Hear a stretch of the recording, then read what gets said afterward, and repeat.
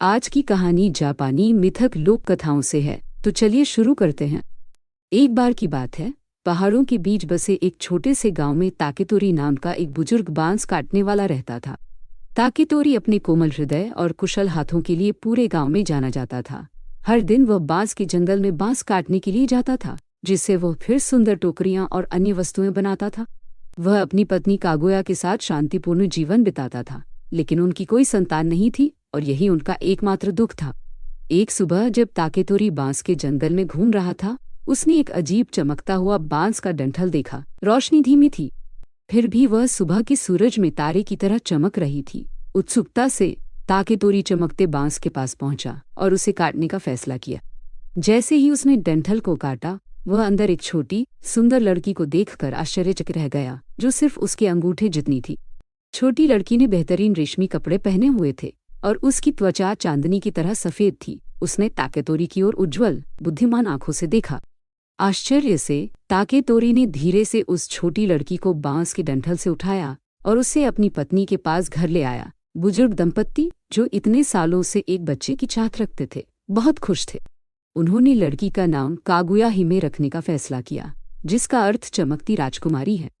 ताकेतोरी और कागुया के लिए कागुया हिमे स्वर्ग से आया एक आशीर्वाद था। जिस पल से वह उनके जीवन में आई, उनका घर हंसी और प्यार से भर गया।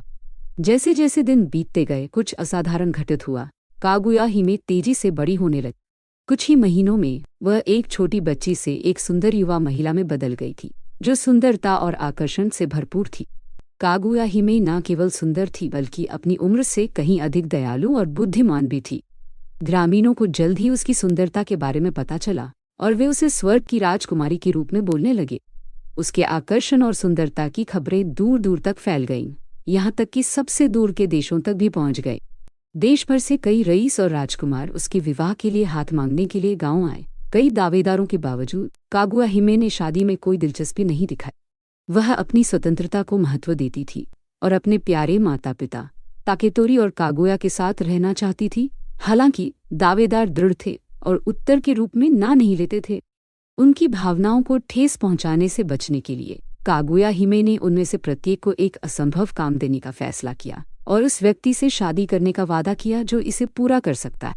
पहला प्रेमी एक युवा राजकुमार था, जो अपनी बहादुरी के लिए जाना जाता था। कागुया हिमे ने उससे भारत के बुद्ध से प्रसिद्ध पत्थर का कटोरा वापस लाने के लिए कहा, एक ऐसा खजाना जिसे खोजना असंभव माना जाता है। राजकुमार ने कागुया हिमे का हाथ जीतने के दृढ़ संकल्प के साथ अपनी यात्रा शुरू की।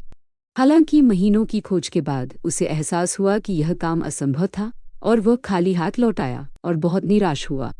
दूसरा प्रेमी एक धनी स्वामी था, जिसे अपनी संपत्ति पर बहुत घमंड था। कागुया हिमे ने उससे उस पौराणिक पेड़ की एक डाली लाने को कहा, जिस पर रत्नजड़ित फल लगे हों।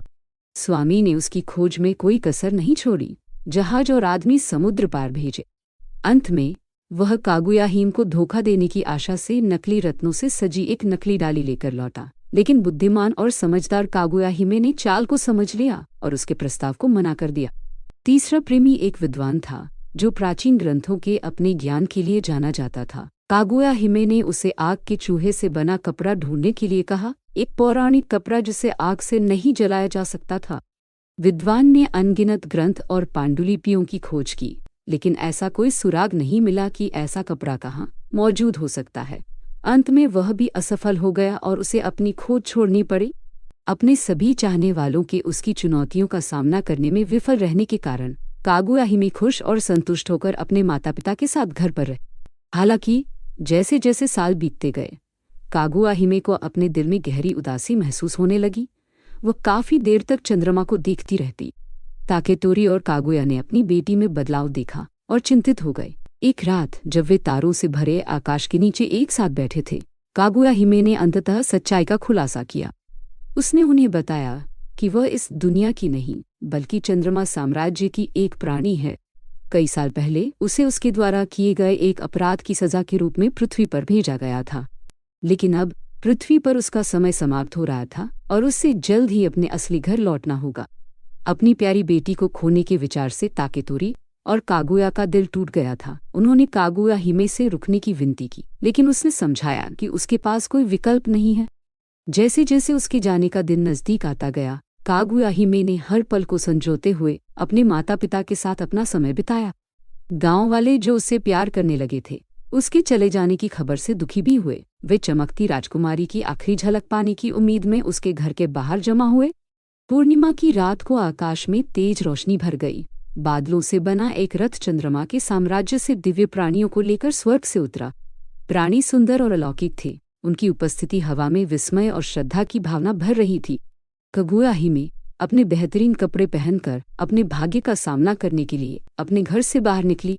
वह आंखों में आंसू लिए अपने माता पिता की ओर मुड़ी और उन्हें उस प्यार और देखभाल के लिए धन्यवाद दिया जो उन्होंने उसे दिया था।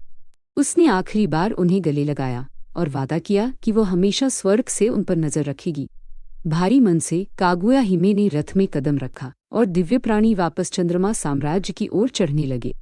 जैसे जैसे वे ऊंचे और ऊंचे उठते गए, कागुया हिमे की उज्ज्वल रोशनी फीकी और फीकी होती गई, जब तक कि वह रात के आकाश में सिर्फ एक दूर का तारा बनकर गायब नहीं हो जाती। ताकेतोरी और कागुया एक साथ खड़े होकर आकाश को तब तक देखते रहे जब तक कि रोशनी गायब नहीं हो गई। हालांकि उनके दिल दुख से भारी थे।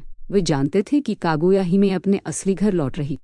उस दिन के बाद से जब भी पूर्णिमा का चंद्रमा आकाश में दिखाई देता, ग्रामीण चमकती राजकुमारी कागुया हिमे को याद करने के लिए इकट्ठा होते, जो उनके जीवन में रोशनी और खुशी लेकर आई थी। और भले ही वह अब उनके साथ नहीं थी, उसकी आत्मा रात में प्यार और आशा की किरण बनकर चमकती रही।